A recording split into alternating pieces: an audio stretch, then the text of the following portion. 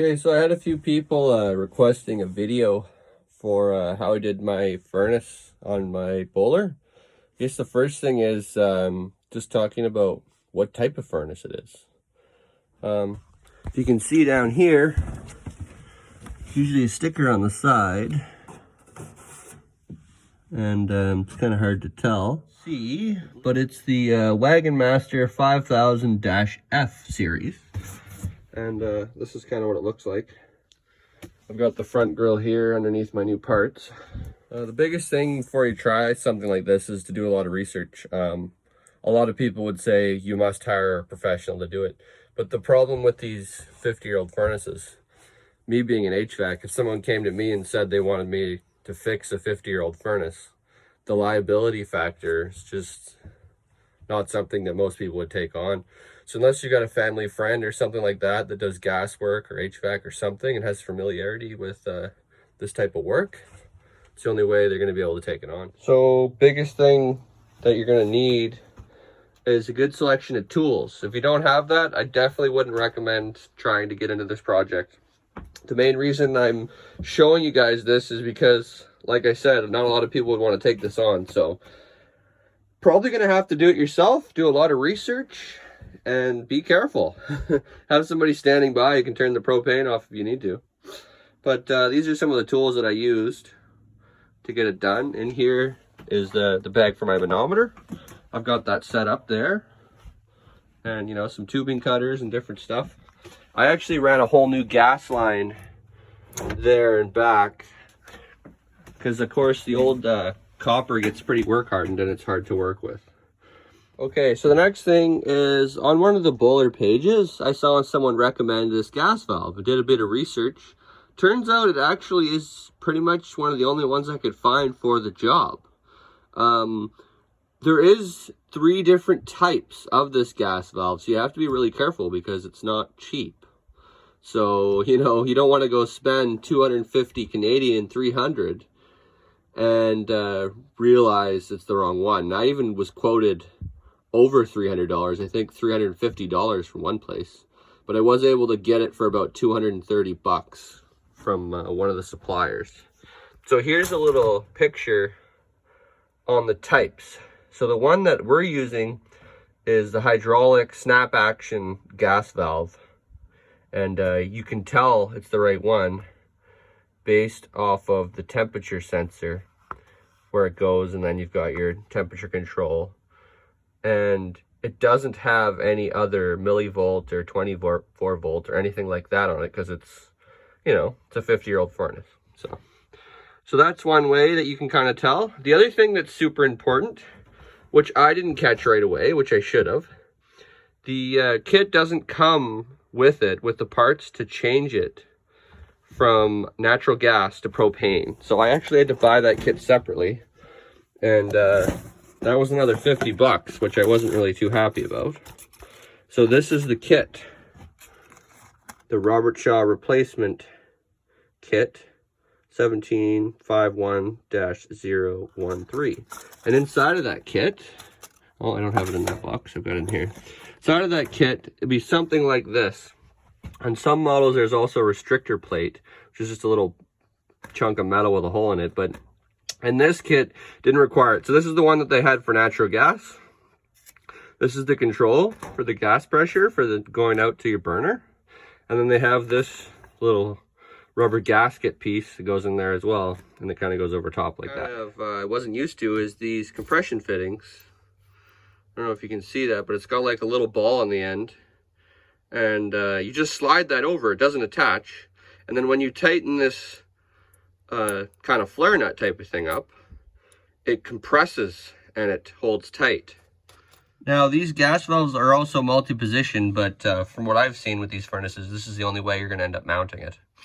You can't mount them upside down, mostly because of this vent, I figure, is the main reason.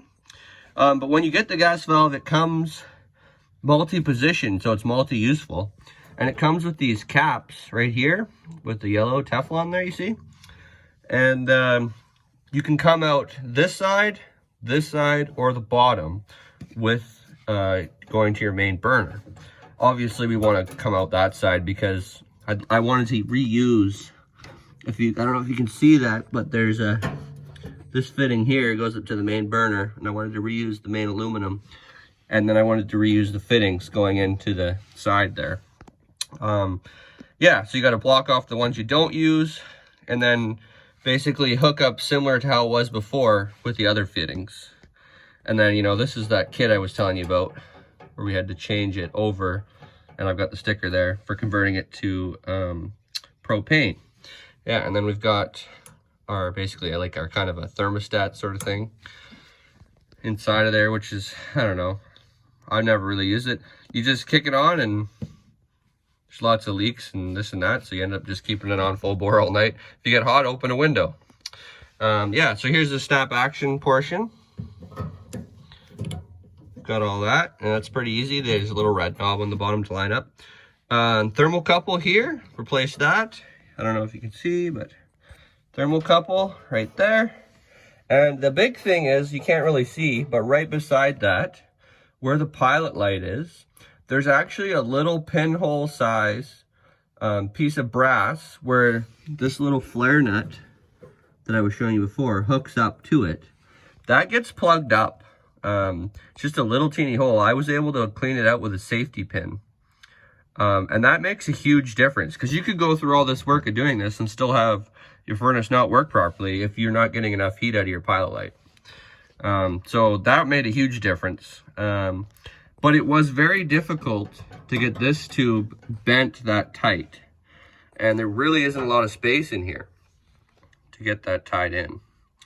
I don't know if you can see too, at the very back, right there.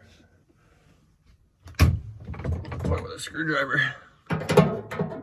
That bracket right there with the hole, I had to make that bracket to mount the gas valve, because the way the old gas valve mounts is different than the new one. So it's hard to tell in this picture, but you can see right there beside that kind of galvanized bracket, that's the old bracket. So I bolted to that bracket with an angle bracket, and then I was able to reuse the old screws from the old gas valve and tie them down into the top to keep this thing rigid.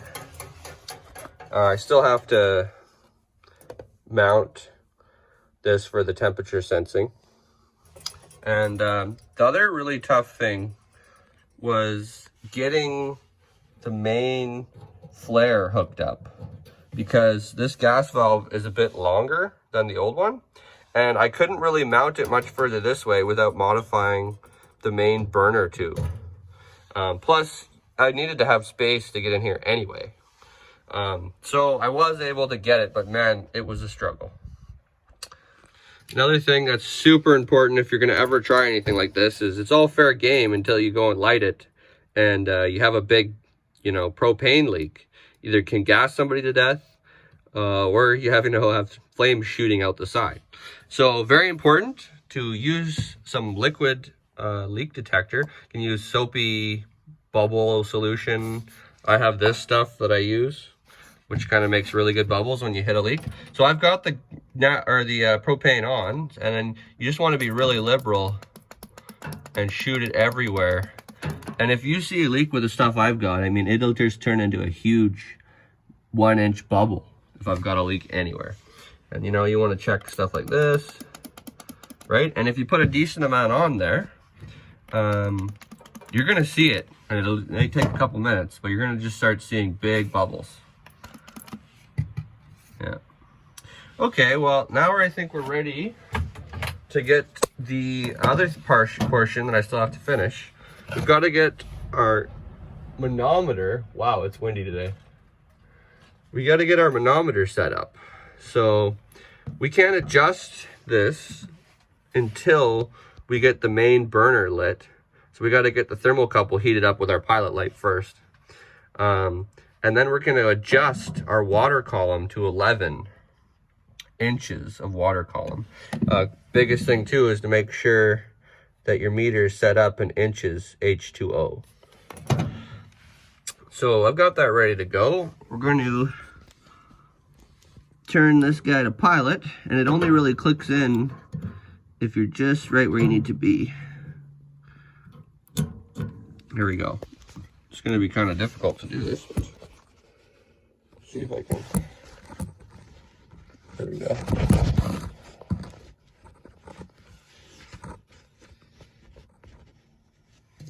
All right, here goes nothing.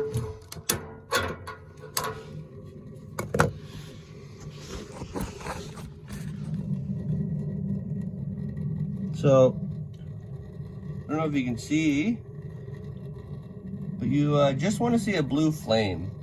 I might want to adjust that a little bit less, but you just want to see a nice blue flame.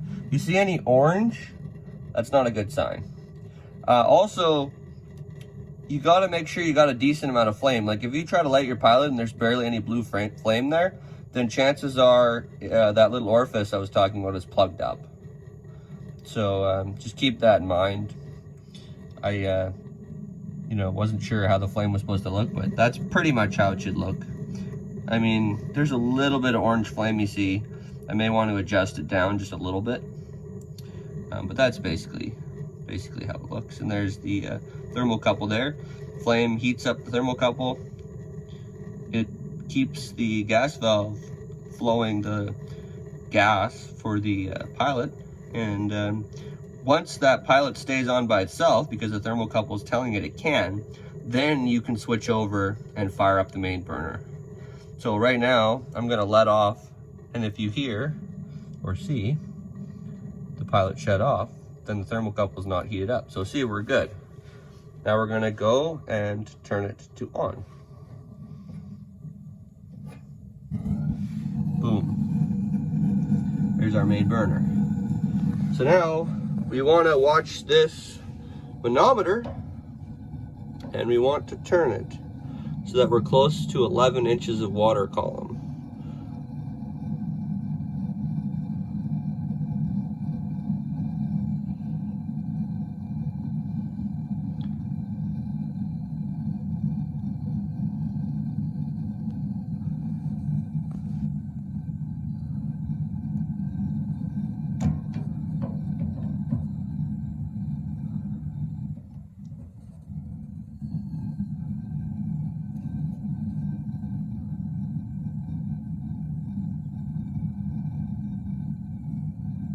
Well, I'll keep messing around with this. That's what she looks like when she's running. It's kicking a lot of heat. The other way you can check for gas leaks, just to confirm you didn't miss anything with the bubble solution, is with this Infinicon gas mate. Not a lot of people would have this, but maybe you got a friend or relative that does. Yeah, this one's kind of different. You start low, and then you just have to slowly work your way up. If you go too fast, it'll just set it off, but it'll start to equal out a bit. The idea is, I think you move the slider up as you go. You'll find a really bad gas leak at first. If you don't find one, you can keep making the sensitivity go up and up. So here's a good spot. We can check right where that flare is. And you want to check all the way around. And you will hear the meter start going beep, beep, beep, beep, beep, beep, as soon as you find a gas leak. Right, so we're not going to find one yet, but then you can check some more.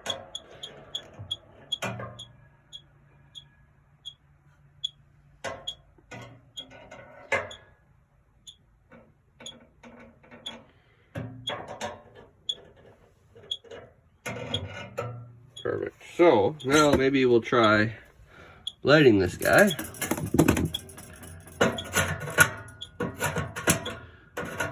This is hot. And see what we find.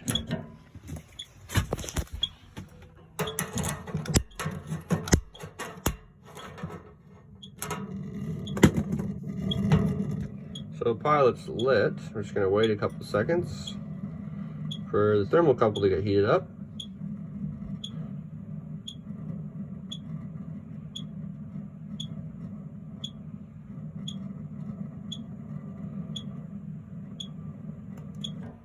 Oh, they have it in there, it works. My pressure's a little bit low. I do have the same 50-year-old regulator out near the tank that I'm planning to switch out. And I've got to check the inlet pressure. It should be around 13 to 14 coming into the gas valve. I'm guessing that's a bit low, and that's why I'm only getting about 9.4 out of it to the main burner. But it is working, it's functional. I messed around with the thermostat, it's working properly, so I'm pretty happy. And man, this thing's throwing off a lot of heat. Holy crud, this is gonna be nice. Do some winter camping and not have to worry too much. And of course, the biggest thing is, especially if you're gonna try doing this yourself, have a sensor, right? Have it low, right? Because that's where the gas wants to go. Here, I'll turn this off. And, you know, as long as you're doing all the proper steps, you might struggle with it, but as long as you've got a carbon monoxide sensor and it's one of those combo ones, CO2 and whatnot, and you're leak checking everything you do, so you'll be able to find a leak if you get one. The biggest thing is just actually getting the thing in there can be tough. The other thing that's important is behind here, there's a little tube, and that's where your fresh air comes in from outside. And then it goes up a chaseway in here, and out here you've got one hole that goes out the trailer, and there's just one grill out there. So basically what it is right here there's also a hole. That's where your exhaust goes out, and it goes through so there's a bigger liner that's 4-inch round, and inside there's a smaller 2-inch, which is like an exhaust pipe type material. You want to make sure that's still good, but I mean, it's pretty thick, and mine looked totally fine. And same with this, basically where the air comes in, heat comes up, and then the heat goes out, and then it radiates across here, right? So it's important to inspect everything and make sure that it's still good and there's no cracks or leaks. But I mean, they're built really well. At our shop, we could build a new one of these, and I could have done that, but I've kind of figured if it ain't broke, don't fix it. It looks fine, there's no cracks. But the air comes up here, and then the exhaust goes out there after it goes through the burner down here.